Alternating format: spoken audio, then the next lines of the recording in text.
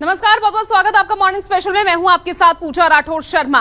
तो देखिए, महाराष्ट्र में सियासी संकट लगातार गहराता जा रहा है। जहां अब ये लड़ाई सुप्रीम कोर्ट चली गई है, तो अब शिंदे गुट और उद्धव खेमे के बीच भी जुबानी जंग लगातार जारी है और तेज होती जा रही है। उद्धव आज शिव सैनिकों को मंत्र देंगे, तो शिंदे गुट में भी बागियों के पहुंचने का सिलसिला लगातार जारी है। 4 तस्वीरें आप देख रहे हैं, क्योंकि आज का दिन बेहद अहम हो जाता है। सबसे पहले क्योंकि आज सुप्रीम कोर्ट में सुनवाई होनी है। जो नोटिस यहां पर बागी विधायकों को दिया गया है, आज उसी को लेकर तमाम जो गुट के शिंदे गुट के जो बागी विधायक हैं वो सुप्रीम कोर्ट चले गए हैं। तो बड़ी खबर आपको बता रहे हैं। और उधर देखिए, आज शाम 6 बजे उद्धव ठाकरे की जनसभा भी होने वाली है। जी हां, देखिए, मुंबई में आज शाम 6 बजे उद्धव ठाकरे जनसभा करने वाले हैं। गोवंडी में रैली को संबोधित करेंगे उद्धव ठाकरे। बड़ी खबर आपको बता रहे हैं इस वक्त। देखिए, एक तरफ जहां कानूनी लड़ाई, तो दूसरी तरफ यहां इस सियासी संकट के बीच आज मुंबई में शाम 6 बजे उद्धव ठाकरे की जनसभा होगी।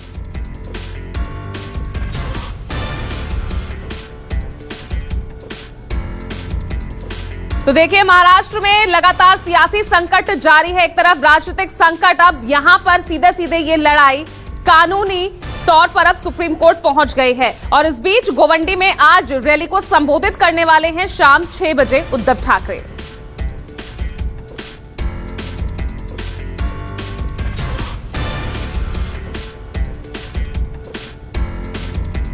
तो गोवंडी में आज शाम 6 बजे उद्धव ठाकरे जनसभा को संबोधित करते नजर आएंगे। जिस तरह से सियासी संकट लगातार महाराष्ट्र में जारी है, उस बीच आप देखिए आज इस जनसभा को संबोधित करना, क्योंकि आरोप यहां उद्धव ठाकरे पर लगातार लगते रहे हैं। अब इस बीच ये रैली कितने मायने रखती है, आइए सीधा मैं अपने सहयोगी मुंबई से विनोद जगदाले का रुख कर रही हूं। विनोद, आज शाम 6 बजे गोवंडी में रैली करने वाले हैं उद्धव ठाकरे। कहीं ना कहीं जो आरोप अनदेखी के उन पर लगते रहे हैं, शायद उसी की कोशिश इसे कही जाए।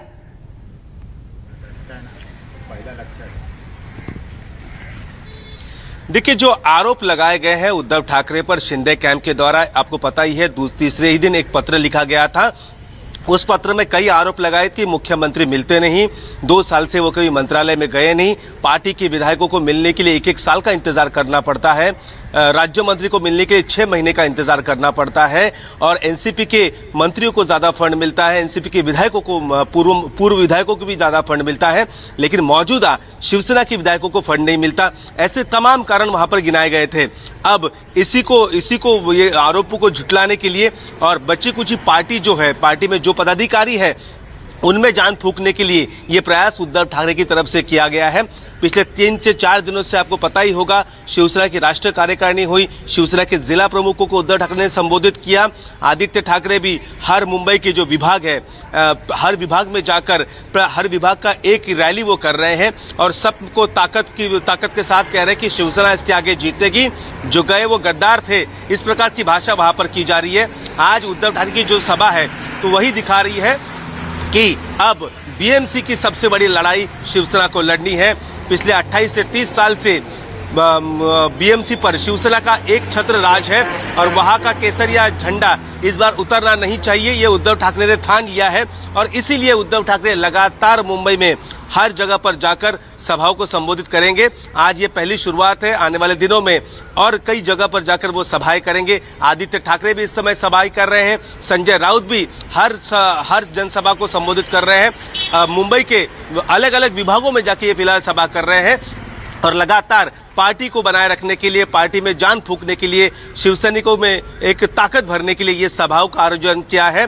आज उद्धव ठाकरे पहुंचेंगे और उद्धव ठाकरे यहाँ पर शिंदे गुट पर भी हमलावर रहेंगे। और लगातार शिवसेना का ये प्रयास है कि यही जो रैपो है, यही जो लगातार उनकी जो ताकत है, वो ताकत शिवसेना को मिलनी चाहिए और इसलिए वो जनसभा को संबोधित कर रहे हैं। जी बिल्कुल, तो देखना होगा कि आज जब जनसभा को संबोधित करेंगे तो आज किस तरह से निशाना साधते हुए नजर आएंगे यहाँ उद्धव ठाकरे। और देखिए, क्योंकि अब ये जो मामला है सीधा सीधा सुप्रीम कोर्ट में पहुंच चुका है। मेरे साथ मेरे सहयोगी प्रभाकर मिश्रा भी लगातार बने हुए हैं। प्रभाकर, क्योंकि अगर हम पिछले केसेस की बात करें, क्योंकि इससे पहले भी जब भी राज्य में राजनीतिक संकट उभरता हुआ नजर आया है, मामला कोर्ट में गया है तो फैसले हमने देखे हैं। यहां अगर पिछले मामलों की बात करते हैं तो कोर्ट सदन के पटल पर बहुमत साबित करने के निर्देश भी देता नजर आया है, लेकिन इस बार अगर आज की सुनवाई की इस मामले की हम बात करते हैं तो यहां पर शिंदे गुट के लिए कोई राहत की उम्मीद यहां पर नजर आ रही है, क्या लग रहा है?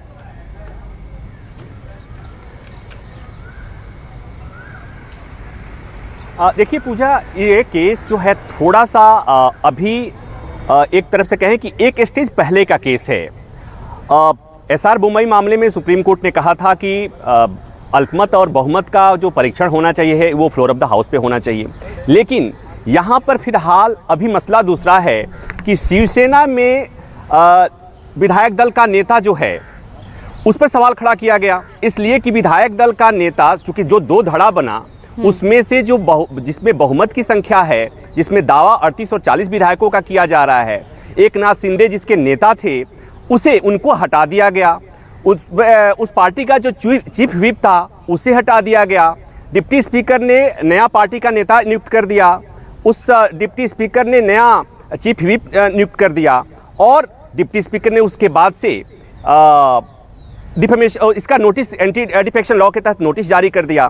तो अभी जो सुप्रीम कोर्ट में सुनवाई होगी, जो मैं समझ रहा हूं, उसमें पहले इन मुद्दों पर बात होगी कि क्या डिप्टी स्पीकर को ये अधिकार है कि वो एंटी डिफेक्शन लॉ के तहत इन विधायकों को अयोग्यता का नोटिस जारी करे, एंटी डिफेक्शन लॉ के तहत नोटिस जारी करे।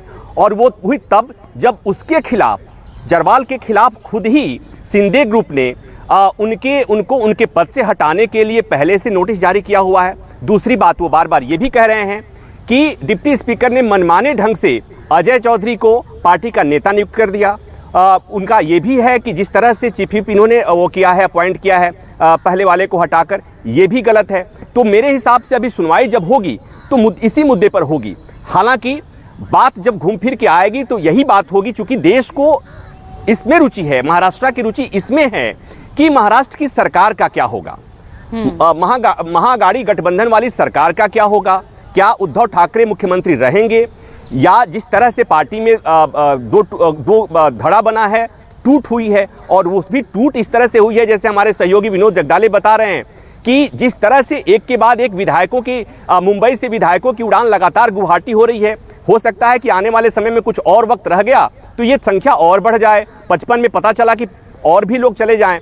तो ये अब जो भी होगा सुप्रीम कोर्ट में होगा। इसमें एक महत्वपूर्ण बात यह है, वो ये कि राज्यपाल ने जिस तरह से केंद्र को चिट्ठी लिखकर कहा कि राज्य में सुरक्षा व्यवस्था के लिए सेंट्रल फोर्सेज को अलर्ट मोड में रखना चाहिए, ये अपने आप में एक ऐसी बात है जिस पर गौर करने की बात है। दूसरी बात ये कि जो एकनाथ शिंदे के ग्रुप के लोगों ने जो वो किया हुआ है, सुप्रीम कोर्ट में आजकल लगाई है, उसमें भी एक बात कही गई है, वो ये कि किस तरह से उनकी सिक्योरिटी हटाई गई है और किस तरह से उनके परिवार को यहाँ थ्रेट है। तो ये जब सुनवाई होगी तो यहाँ पर कानूनी पहलुओं के अलावा इस पर भी चर्चा होगी। तो अब ये एक ऐसा केस है, पूजा, इस बात को भी समझने की जरूरत है कि कल शाम को भी याचिका दायर हुई, कल शाम को मेंशन भी हो गया और आज सुनवाई के लिए मैटर लिस्ट भी हो गया। तो इस केस के मामले में कुछ पहले से अनुमान लगाना, प्रेडिक्ट करना बहुत मुश्किल है। पहले के मुकदमों से, पहले के मामलों से, पहले के कल्चरल क्राइसिस से ये मामला थोड़ा अलग होते हुए दिख रहा है। लेकिन सुप्रीम कोर्ट में जो याचिका लगाई गई है उसमें जो महत्वपूर्ण दलील दी गई है, एक बार फिर मैं दोहरा दूं कि अरुणाचल प्रदेश मामले में, नमाम राबिया के मामले में जो सुप्रीम कोर्ट ने फैसला दिया था उसका आधार बनाकर याचिका दायर की गई, जिसमें कहा गया, सुप्रीम कोर्ट ने कहा था कि अगर देखना होगा, बिल्कुल देखना होगा प्रभाकर कि क्या कुछ सुनवाई के दौरान क्या कुछ चीजें सामने आती है और किन पहलुओं को यहाँ पर रखा जाता है। चलिए वापस मैं आपके पास लौटूंगी इस बीच। नमस्कार, मैं हूं मानक गुप्ता। अगर आपको हमारा ये वीडियो पसंद आया हो तो इसे लाइक और शेयर जरूर करें, और हां, हमें सब्सक्राइब और फॉलो करना ना भूलें ताकि आप देश और दुनिया की कोई खबर मिस ना करें। तो जुड़े रहिए हमारे साथ और देखते रहिए न्यूज़ 24।